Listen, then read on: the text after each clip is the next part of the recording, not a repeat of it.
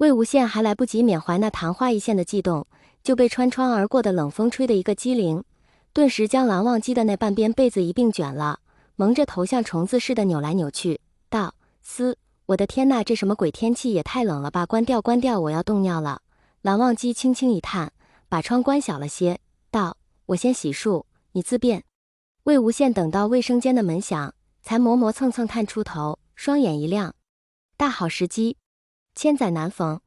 他果断搜了一遍蓝忘机的床，把卧室能拉开的柜子抽屉全开了一遍，一无所获。没有。好吧，不愧是姑苏百年难得的天才蓝忘机，说不定对推出来的行迹轨迹有足够的自信，更不屑运用追踪器这么低端的工具。但魏无羡也不算一无所获，至少他发现了一件事，蓝忘机的私物不是印着棉花云朵，就是毛茸茸。他差点笑倒，蓝忘机表面冷得像冰，暗地里竟然喜欢毛乎乎白乎乎的绒毛团子，怪不得连选课题都跟毛茸茸有关，板着个脸手里抱个毛团子，哎呦我的妈，简直不行了！折腾了这么一会，长起来的地方也消停了，魏无羡也不敢多磨蹭，收拾好衣服，打开门，一咬牙，冲进了秋日第一场降温的寒风之中。等蓝忘机洗漱完毕，出来早已人去楼空。书桌上 U 盘压着一张字条，上面龙飞凤舞写了一串手机号，小字写的是多谢学长留宿，走啦，看完不用急着还 ，by XP， 另加个微信。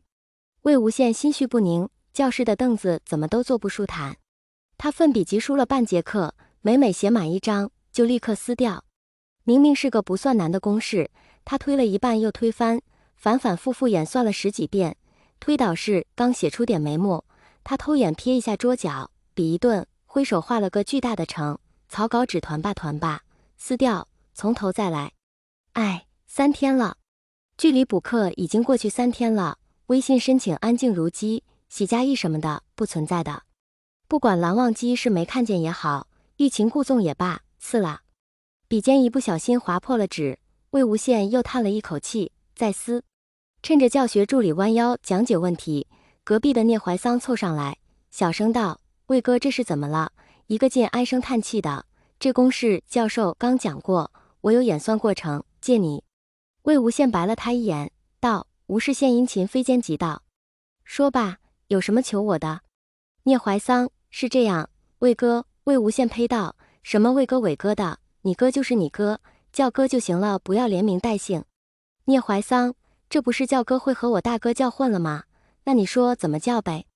魏无羡无奈道：“算了，先说你有什么事。”聂怀桑：“就是民乐社的事儿，社长想搞一台独立演出嘛，向金顾问争取了3年了，好不容易领导点了头，说只要能凑齐10种不同的乐器，就把大礼堂批给咱们用。”魏无羡：“这跟我有什么关系？”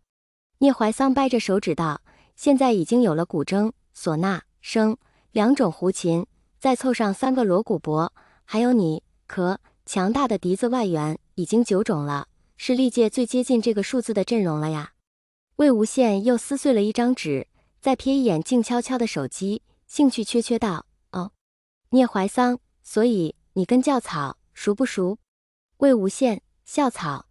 谁啊？校草不就坐你旁边吗？”聂怀桑：“嗨，当然不是，咱们的班主任嘛，跟你一样是姜老师特招来的那个蓝忘机，你别说不认识啊。”魏无羡猛地站起来道：“什么？蓝忘机？他？校草？”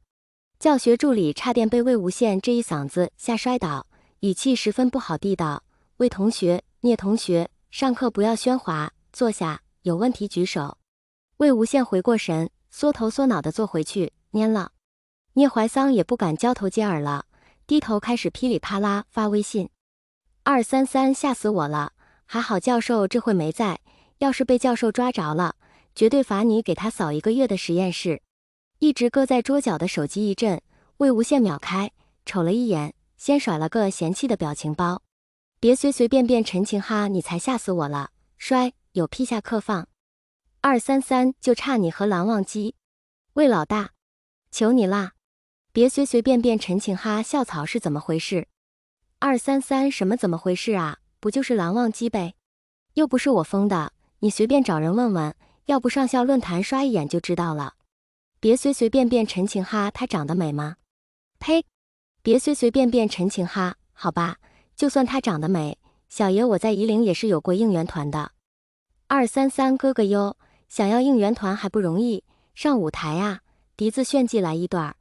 你是没看见去年蓝忘机刚入学那会，迎新晚会弹了一首曲子，讨论楼就飙红了整整1个月呢，什么古风美男啦，什么古琴王子啦，神级校草啦，都是那时候封的。别随随便便陈情哈，好吧，游说蓝忘机这活我接了。别随随便便陈情哈，酬劳怎么算？233潇湘居火锅套餐。别随随便便陈情哈，几人份？233 2人份行吗？别随随便便陈情哈，成交。魏无羡手机屏幕一锁，也不打草稿了，推导演算出结论，行云流水一气呵成。写完把习题纸往桌上一拍，举手道：助教，我写完了，申请提前交卷。聂怀桑猛冲他眨眼睛，速度堪比蝴蝶振翅。魏无羡比口行道：又干啥？聂怀桑，先借我抄抄呀。魏无羡得到许可，站起来道：你不是有演算过程吗？聂怀桑大痛道：最后一题没有啊。啊！